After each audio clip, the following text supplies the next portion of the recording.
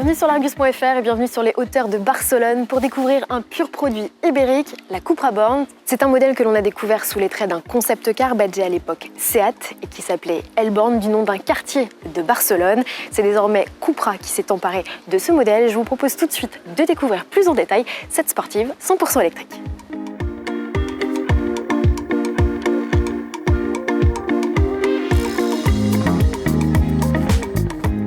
La Cupra Born, c'est la cousine de la Volkswagen ID.3, mais comparée à cette dernière, l'ibérique se veut nettement plus typée sport. Alors, de nombreuses caractéristiques la rendent nettement plus affirmée dans son tempérament. Cette large prise d'air qui est surlignée d'un jonc cuivré, qui est l'une des marques de fabrique de la marque Cupra. On retrouve ici le nom très fin au niveau de la calandre. Un énorme logo sur le bout de ce capot qui est très plongeant avec deux arêtes, ce qui fait que de profil, cette Cupra Born a vraiment un nez de squale. Et puis cet effet est renforcé notamment avec des optiques qui sont très effilées. Pour renforcer ce côté sportif, Cupra a travaillé sur de nombreux détails. Ça commence par des jantes avec des tailles entre 18 et 20 pouces. Il y a aussi une largeur de pneus qui sera beaucoup plus importante que sur l'ID.3. On retrouve ici, pour le côté dynamique, ce pare-brise très incliné, mais ça c'est commun aux deux modèles. Et puis, vous voyez, comme vous pouvez le voir ici, les bas de caisse ont été vraiment travaillés très aérodynamiques pour renforcer ce côté bestial. On retrouve ici également un pavillon flottant avec un petit détail qui tue. Ce n'est pas un autocollant ici que vous voyez, c'est carrément vraiment le plastique qui a été formé pour former ces petits losanges. D'un point de vue dimension, que vous dire que cette Cupra Born est 6 cm plus grande que la ID.3. Alors c'est dû effectivement à des boucliers qui ont été redessinés. L'empattement, lui, en revanche, est identique à 2,77 m. La Cupra Born mesure 1,55 m de haut et 1,81 m de large. Ce côté largeur et ce côté campé sur ses roues est renforcé par ce bandeau lumineux qui relie les feux entre eux. C'est très à la mode en ce moment. On retrouve du dynamisme avec ce béquet ici et ce diffuseur en bas qui est proposé dans une autre teinte que celle de la carrosserie. Enfin, dernier petit détail qui tue et qui est toujours propre à Cupra, ce sont ces détails cuivrés avec des notes de carbone. Mais ce que je vous propose tout de suite, c'est de jeter un coup d'œil derrière le haillon. Alors, le volume de coffre est ici de 385 litres. C'est 5 litres de mieux que la Volkswagen ID.3 qui pourtant a exactement la même configuration avec un moteur sur l'essieu arrière et des batteries au niveau du plancher.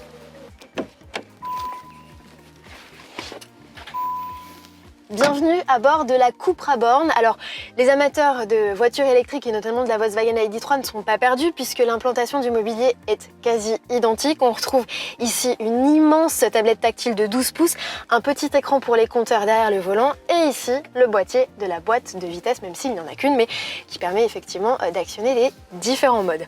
Ce qui change dans cette Cupra, c'est l'ambiance avec des matériaux inédits comme ce néoprène, ces détails cuivrés toujours qu'on retrouve. Ce volant sport avec un bouton inédit, notamment ce bouton Cupra qui permettra de changer les modes de conduite et d'accéder au mode sport qui sur certaines versions permettra d'avoir plus de puissance.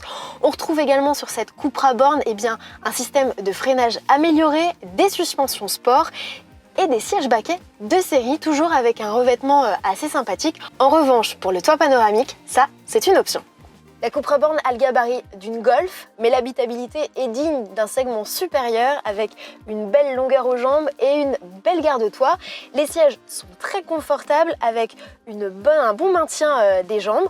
On retrouve ici des équipements assez sommaires, pas de ventilation au niveau de la console centrale, mais deux prises USB-C pour permettre aux passagers de recharger leur téléphone portable par exemple. Enfin, la finition est faite un peu de plastique dur, c'est un peu dommage, mais en tout cas, l'ambiance et le ressenti sont vraiment agréables. On ne change pas une équipe qui gagne, la Cupra Born hérite donc des mêmes batteries que la Volkswagen ID.3. Il y en a 3, 45, 58 et 77 kWh.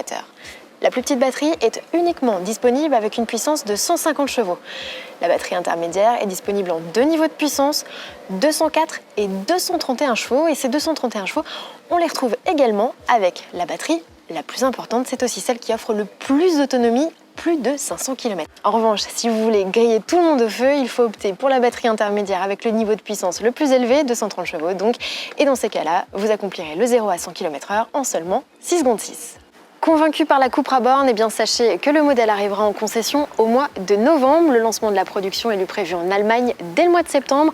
Le prix et la gamme n'ont pas encore été communiqués pour la France, mais sachez que la Volkswagen ID.3 démarre à un peu moins de 34 000 € sur notre marché, ce qui fait que le ticket d'entrée de cette Cupra Born pourrait se situer aux environs de 35 000 € pour débuter, bien sûr, à confirmer. Et pour cela, je vous invite à consulter le site de largus.fr pour des articles et bien sûr des contenus vidéo toujours plus exclusifs. Salut, salut!